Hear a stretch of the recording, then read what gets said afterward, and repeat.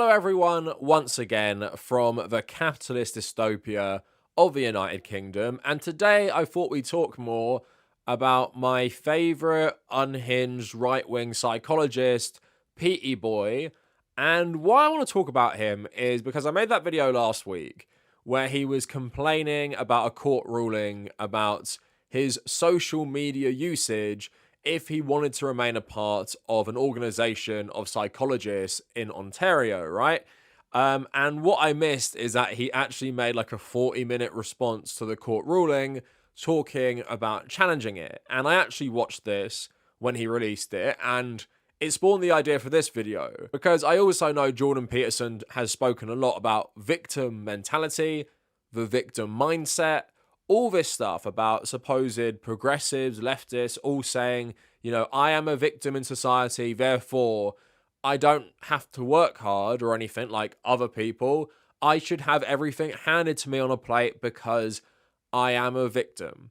Obviously, like a ridiculous argument you hear a lot from reactionary right-wingers when people bring up issues of social justice or actually, you know, addressing historical injustice by them saying, get out of this victim mentality. Jordan Peterson has constantly said this, and it also plays into how Jordan Peterson became famous in the first place by completely mischaracterising a bill in Canada over trans rights, basically equating it to something out of like 1984, and combined with his cultural Marxism conspiracy theory, he basically saw this bill as the start of Canada descending into, I don't know, the Socialist Republic of Canada, which would have gulags for people found guilty of thought crimes or not using the right pronouns. Because even before he like completely lost his mind, which is evident if you go on his Twitter account for like 2 seconds, it's also very clear he's always been a conspiracy theorist,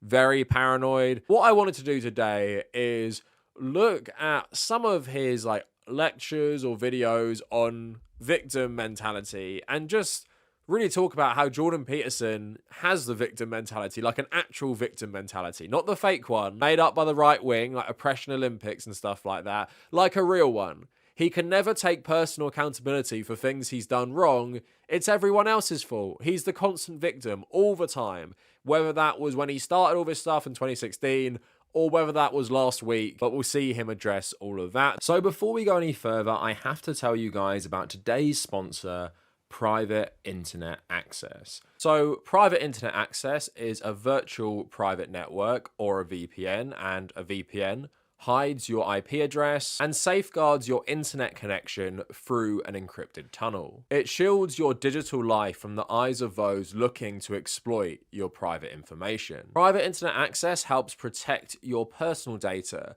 by encrypting your internet connection through their world-class server infrastructure, which protects your digital life from the eyes of your internet service provider, network administrators, and government censors. It's the world's most transparent VPN provider with over 30 million downloads, and it never records or stores user data. Beyond security, a useful feature of Private Internet Access VPN is the ability to change your IP location.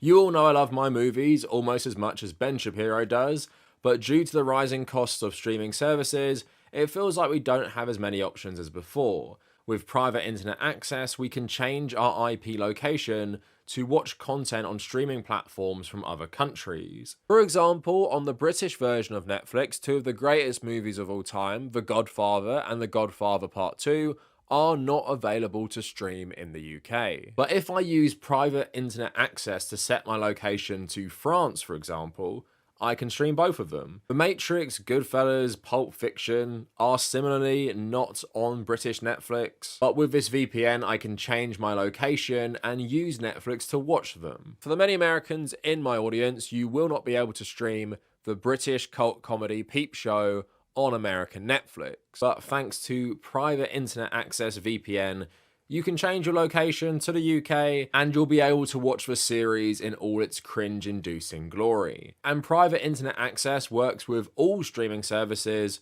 not just Netflix. Private Internet Access is available for all platforms, and you can use one subscription to protect an unlimited amount of devices at the same time. go to www.piavpn.com/Kavernacle to get 83% off private internet access with 4 months free. And there's also a 30-day money-back guarantee. And this works out to about $2.03 a month.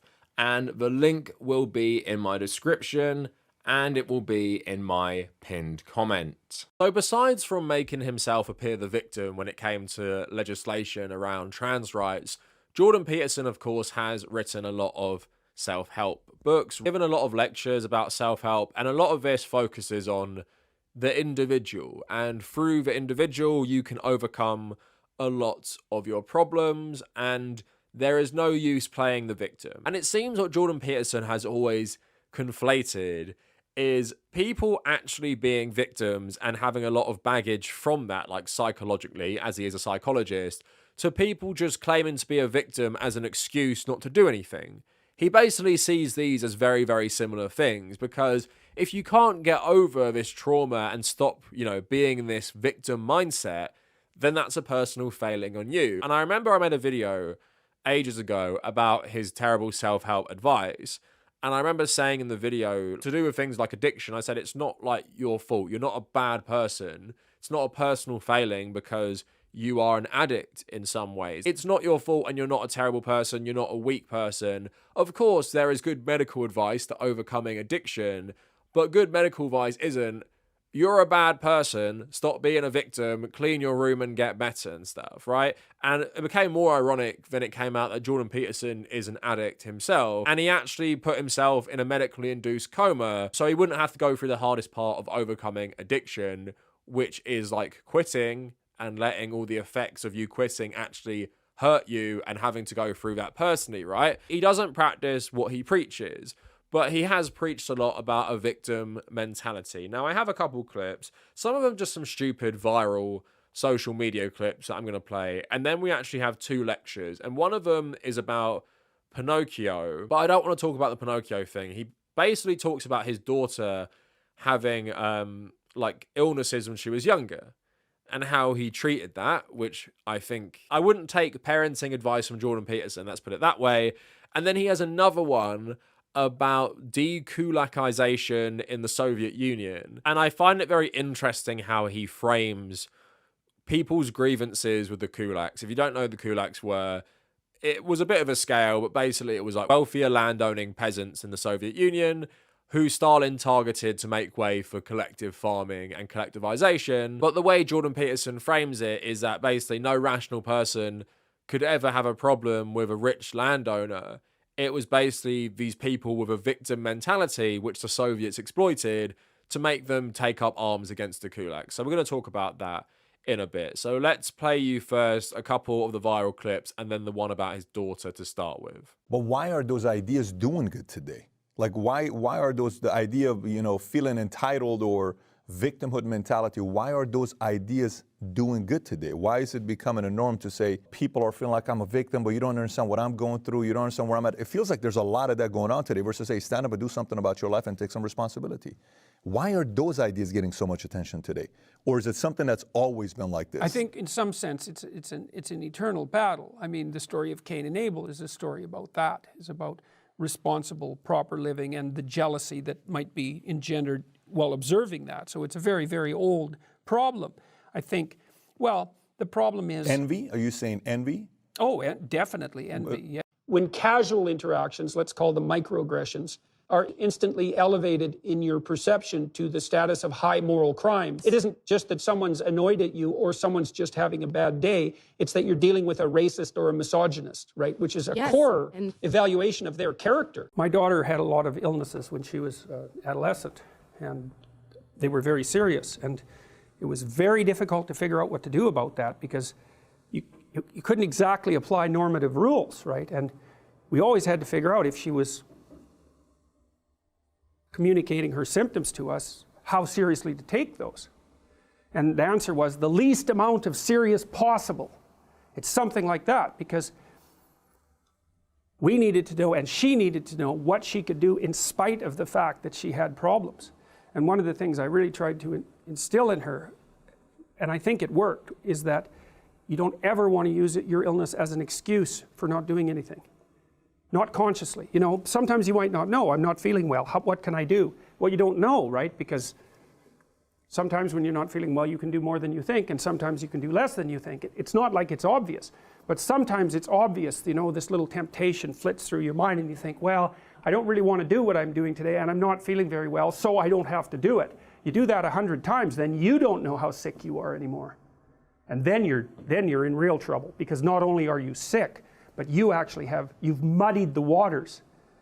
And so you have both problems then, is you're actually ill and you've betrayed yourself by using that as an excuse not to pursue your responsibilities. Pinocchio gets enticed into believing that he's a victim. The fact that he's insufficient is used as an excuse by the fox and the cat to offer him a trip to Pleasure Island. So basically what Jordan Peterson is trying to outline there with his daughter is that he wouldn't take her illnesses seriously all the time, and it seems like he's saying, I would push her to do stuff because she never would know how ill she actually was. So you kind of want to find out, I guess, which I think is a bit of a weird way, because he's talking about his daughter being in adolescence. So I'm guessing that's a teenager, right? And I know parents have a tendency not to believe teenagers when they say they're sick, but if you have this, like, you know, good relationship where you know your daughter's not lying, he says his daughter did have serious illnesses, so I'm guessing she wasn't lying, then I don't know why you would adopt this mindset. I think it's logic of maybe a teenager feeling bad and sick and not wanting to do something is just them excusing it in their mind, is something that I feel would be more rare than not. No, children, teenagers don't always want to do stuff, but if it's a serious illness and your teenager says, yeah, I can't do that, I don't think they're playing the victim. But what Jordan Peterson is trying to outline there is that if you are someone with a serious illness and you constantly use that as an excuse, you're just going to use it as an excuse to never have to do anything ever. And you guys might listen to that and maybe you even agree if you're a parent or whatever. But when you take into account like all Jordan Peterson's like words on victim mentality, you can see he kind of views this as the same thing as something like race, for example, right? He constantly dismisses people having grievances about people being discriminatory to them. And he's saying, well, if you act like you're such a victim because, I don't know, you're black or Native American or trans, you're just going to do that forever and not be a productive member of society because you feel like everyone owes you something because of historic grievances against trans people, black people, Native people, and contemporary grievances. Those communities have legitimate grievances. But if you listen to what a lot of Jordan Peterson says, that's what he believes. There's a victim mentality there. You are sick, so you think, woe is me, I'm never going to do anything, and I can justify that rationally in my head because I'm actually sick, right? But I'm never going to push myself to find out how much I can do. So Jordan Peterson took it upon himself to raise his daughter that way. And I guess it might have backfired because I recently saw a clip circulating about her talking about how she eats steak for every meal. So I don't know if it worked so great, especially with someone who suffered from illness. And I actually might make a video about all meat diets this week as well, because I made one before. I found it very disturbing but fascinating. Now, like I said, Jordan Peterson has been talking about this a lot. And now he's talking about how victimhood or people being perceived victims played into the Soviet Union basically destroying the kulak class. This was during Stalin's Russia as he pushed the Soviet Union into collective farming, either cooperative farms or state-owned farms, rather than the kulak class being to privately owned land and actually own land other farmers would work on and stuff. So Stalin wanted to get rid of that, bring the Soviet agriculture under state control. So it was met with resistance from the kulaks themselves. It was met with resistance from certain farming communities as well. They'd often destroy their crops, they'd destroy their livestock instead of handing them over to the state, which led to reprisals from the Soviet government itself for wasting these resources. But Jordan Peterson's view of this is very interesting, right? So everyone understands, right? Like, you live in a society where landlords own most of the land. And obviously a lot of the times it's to people's detriment when you grow food primarily for profit rather than feeding people. So the kulak class wasn't well liked by a lot of people. Yes, maybe you had some other peasants who were jealous of the wealth, but as we know, like agricultural landlords, people have perfect grievances against them. Like, they feel very right to be aggrieved because they are exploited, either like working on these farms for the profit of them. But Jordan Peterson feels like the driving force behind the kulak class being destroyed by the Soviet government was actually random losers in the pub feeling like they were victims because they couldn't be productive. So therefore, they were very receptive to Soviet messaging and then took it upon themselves to actually, you know, chase the kulaks out of town or kill them or something. But listen to Jordan Peterson's lecture on this as well. So imagine you're in a town and there's 3 or 4 people or maybe 10 people or something like that who are a little more successful than everyone else. And a certain number of people are going to be fine with that and maybe even happy about it because they regard those people as particularly productive and, you know, as stalwart members of the community, regardless of their flaws. But there's going to be some people who are not happy about it at all, that are going to be very resentful about that and jealous. And so those are going to be people whose characters, I would say, are of the less positive type. And so when the intellectuals came in and described the reason that these people should be treated as parasites and profiteers, then it was the resentful minority in those towns, and that would be the kind of guy that hangs around in the bar all the time and is completely unconscientious and fails at everything and then blames everyone else for it. The intellectuals came in and said, this is unfair that this happened to you. You've actually been victimized, and now it's your opportunity to go have your revenge. And so that's exactly what happened. Now, in some of the villages, sometimes the peasants would actually surround the farmsteads of these more successful people and try to defend them, but that never worked out for very long. And so then these angry mobs would go into the farmhouses and strip the place right down to nothing. And they packed these people up and sent them on trains with no food out to Siberia, where there was no place to live. Well, so that's a little story about how the idea of victimization and perpetration can get out of hand extraordinarily rapidly. So that is pretty much Jordan Peterson in a nutshell. Of course, was there anyone in 1930 Soviet Union who probably got on board with destroying the kulaks because they were jealous? Yeah, there probably were. Does he honestly think that was the driving force behind this? Does he honestly think that? Like, he doesn't even give any acknowledgement of the argument that a lot of other peasants would probably feel personally aggrieved. So when the Soviet Union said, let's turn these into collective farms or state-owned farms, they were like, that sounds better to me than this rich guy owning basically all the farmland near me, and I have to actually work on his farm, and he profits off my labor selling this food, which I make for him, right? Even if you, like, are a massive anti-communist, you think what happened to the kulaks was terrible, right? How can you not even acknowledge that some people would have personal grievances against the kulak class? Not that they were all losers, sitting around in bars, unemployed, and thinking, oh my God, I'm so jealous of those rich kulaks. And the Soviet intellectual comes in and says, don't worry, comrade. It's not your fault. It's because of that guy over there. He's stolen everything from you. You are a victim. Therefore, go forth and, I don't know, take over his farm, destroy his property, run him out of town, maybe even kill him because you're a victim. And a lot of people who were exploited by the kulaks were actual victims, but they normally were, you know, other peasants working for them, not people sitting around in bars moping that they're not rich. But that's how Jordan Peterson views everything, because he is someone who believes in capitalist meritocracy, despite the fact he also believes in patriarchy, which does give unfair advantages to men and people who subscribe to patriarchy. So I find that very curious, but you'll get in the sense there that Jordan Peterson sees victim mentality as a blight on society. And I find that very interesting because although he's not what he described there completely, he is playing the victim in a number of ways. And how he does this is he gets backlash for something. And what we're going to talk about is the recent court case against him. But then he completely mischaracterizes it, so it makes him seem like a victim. So basically what happened recently is the College of Psychologists of Ontario basically ordered Jordan Peterson to go under some sort of social media training course because of how insane he's been on social media. Now, Jordan Peterson has been a member of the college since 1999. It gives him his license to practice psychology and stuff.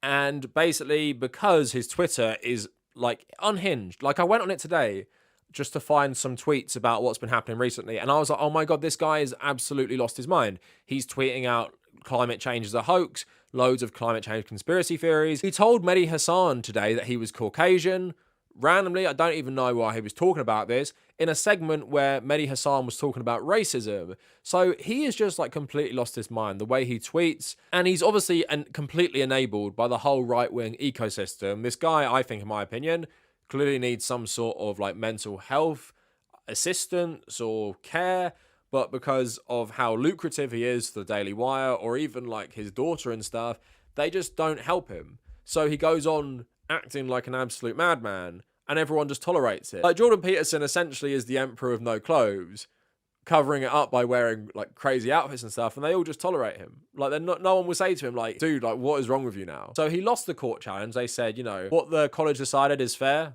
Your tweets are very incendiary, and they're also putting negative attention on the profession. Now, Jordan Peterson did a 40-minute podcast thing with his daughter, and I've got some little clips to show you. And I think it just perfectly illustrates the point in my video, how Jordan Peterson does have the victim mentality. He feels like he's being persecuted, and how he does that is he completely mischaracterizes what the court said, what the college said, and makes it seem like it's a battle for the very soul of Canada, very soul of free speech. And if we don't stand up to it now, Canada will become Stalin's Russia. And it obviously sounds very similar to something he did many years ago, which we're also going to talk about. So let's watch a few clips of this first. The court that we appealed the College of Psychologists' decision to decided that the college it's within the college's purview to stop me from having any political opinions, as far as I can tell. Apparently, the college has the right to decide that I can be re-educated forcibly with the risk of my license, essentially because I made political statements that the members of the college don't agree with. And those opinions involve 2 criticisms of Justin Trudeau, 1 criticism of his chief of staff, 1 criticism of an Ottawa city councillor, and then my objection on Joe Rogan to the climate apocalyptic fear-mongering that idiot tyrants are foisting on the general population. Now, apparently that makes me unprofessional and a disgrace to the profession, such that I am now going to be required, the college can go ahead with this, to put me into a re-education program with their so-called social media experts. Part of me that's thinking, well, look, Peterson, the College of Psychologists is after you. You've taken it to court. Now the judges have decided that you're wrong. Maybe you're wrong. And I think, well, I expressed political sentiment and I'm actually informed. And so for the life of me, I can't see how I'm wrong. I think I have a responsibility to say what I think, and I think many people agree with that. And I think the fundamental consequence of that around the world has been massively beneficial to people. We're just going to stop it there quickly, but you're already getting insight into that. He's acting like, because he said mean things about Justin Trudeau and the Ottawa, I don't even know, chief of staff or something, that he's being persecuted, put into re-education camps, and basically his free speech is being stifled. Completely mischaracterizing it. They didn't just say it's the Justin Trudeau stuff. They said it's the Elliot Page stuff, which he was suspended from Twitter for. Didn't mention that. There's loads of other misogynistic stuff he said, loads of transphobic stuff he said, which is all outlined in the court document, which you can read, and he posted on his own Twitter, right? So there already, he is completely mischaracterizing it to make himself look like a victim. Like, oh my God, the judges, the court, maybe I'm wrong, but I'm right, actually, I'm informed. Jordan Peterson is one of the least informed people in terms of politics. Like, even back in the day when he had credibility among just general people, everyone used to say, like, you don't really know much about politics. Like, you know lots about psychology, you know a lot about religion, you don't know much about politics. And his political analysis is always terrible. So yeah, he's completely mischaracterizing this to make it seem like, oh my God, they're coming for me now. I am the victim because I said something about Justin Trudeau. And if you go on his Twitter, it's so much more unhinged than what he's saying right there, right? He's talking about Justin Trudeau being a dictator, which he does do on this as well. So yeah, you can see there. He's telling everyone, don't be a victim. I even told my daughter growing up when she was ill, never use that as an excuse to not do something because you don't want to play a victim. Victim mentality is toxic and can lead to Stalin's Russia. But let me just lie about everything to make myself seem like the biggest victim in the world. But let's go on to a bit later in this where he talks about, what if I am wrong? What if I have done something wrong and I can't admit it? This is where I start to get doubtful. It's like, either I'm wrong or the country is in trouble. Now, to tell you the truth, I would rather be wrong. But I've thought it through. It's like, okay, what did I do exactly? None of my clients complained. That has nothing to do with this.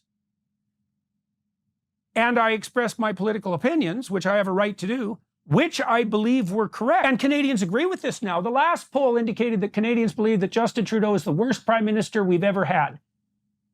Well, that was sort of my point a year ago, And so if I can't say that, and yet a majority of Canadians believe it to be true, and believe me, a lot more of them are going to believe that. A lot more are going to believe that in the relatively near future.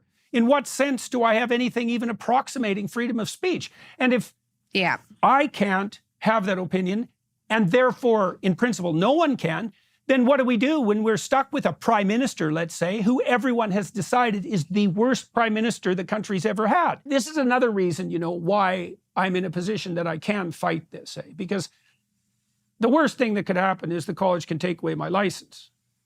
Now, I already know that if my license gets taken away, there are other jurisdictions that will grant me a license the next day.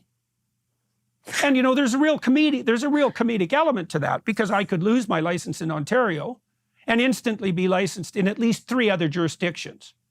And so that's not going to look very good with regard to the Ontario College of Psychologists. So there's multiple things I want to touch on there. The way he frames it is just so insane to me. Like, he genuinely thinks that this is all about Justin Trudeau being some sort of dictator. Like, all I have said is Justin Trudeau is the worst prime minister Canada has ever had. Everyone agrees with me, and now look what's happening. I say that, and they're trying to take away my license. They're trying to prosecute me because I dared to call out Justin Trudeau.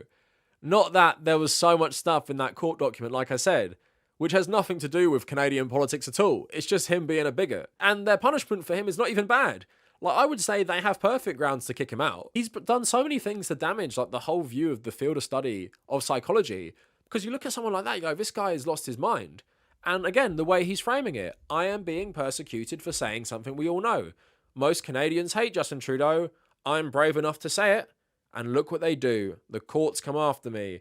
The college comes after me. But then he also says, if I lost my license, they'd be begging me to get another one in another province.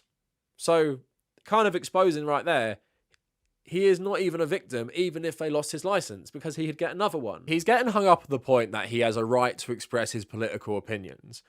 And again, this is what's so wild about it.